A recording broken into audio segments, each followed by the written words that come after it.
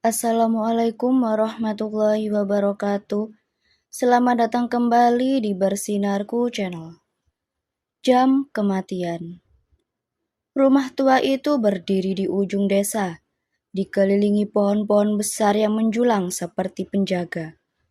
Rumah itu sudah lama ditinggalkan oleh pemilik sebelumnya, tetapi sekarang dihuni oleh keluarga kecil Arman, istrinya Dina, dan anak mereka Rara. Meski rumah itu tampak kokoh, ada sesuatu yang membuatnya terasa aneh, seperti ada mata tak terlihat yang selalu mengawasi. Di ruang tamu rumah itu ada sebuah jam antik besar yang berdiri megah di pojok ruangan. Jam itu berwarna gelap dengan ukiran-ukiran rumit, dan pendulumnya berhenti bergerak. Dina menyukai jam itu karena terlihat unik, sementara Arman merasa jam itu memberi kesan seram. Kenapa jam ini masih ada di sini?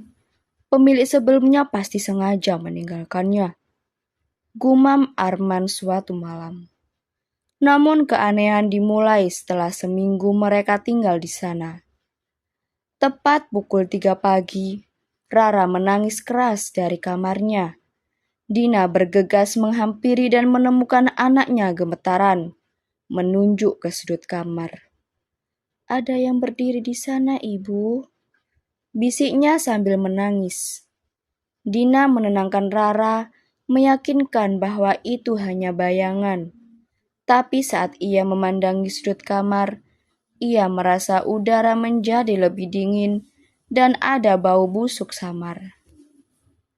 Keesokan harinya Arman terbangun oleh suara detakan pelan.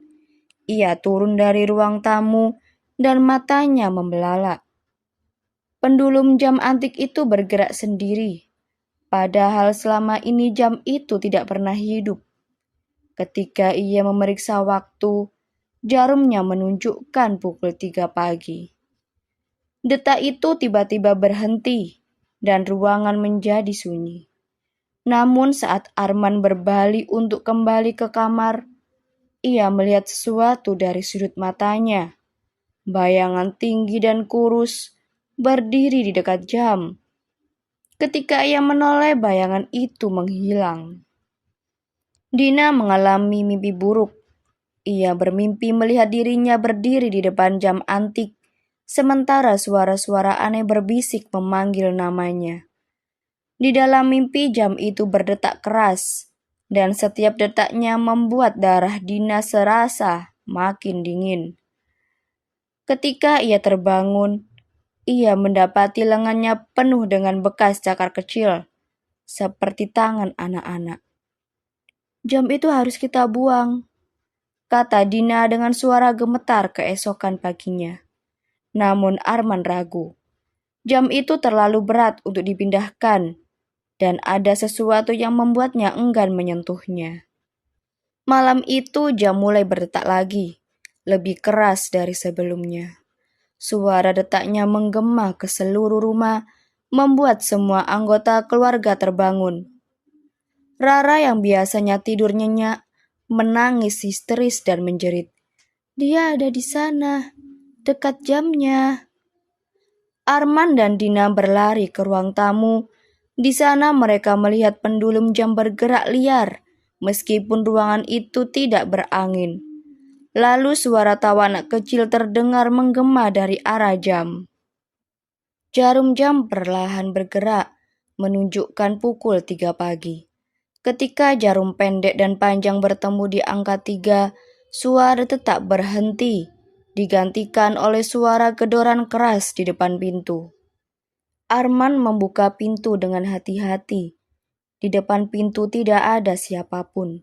Namun di ambang pintu ada jejak kecil yang berlumuran darah, mengarah kembali ke dalam rumah. Keesokan harinya keluarga itu mencoba meninggalkan rumah. Namun setiap kali mereka keluar, mereka selalu kembali ke ruang tamu, seperti terjebak dalam lingkaran waktu yang aneh. Jam itu berdetak tanpa henti, dan suara bisikan mulai terdengar jelas. "Satu jiwa, untuk setiap pukul 3 pagi. Suara itu berkata. Malam itu jarum jam kembali menunjukkan pukul 3.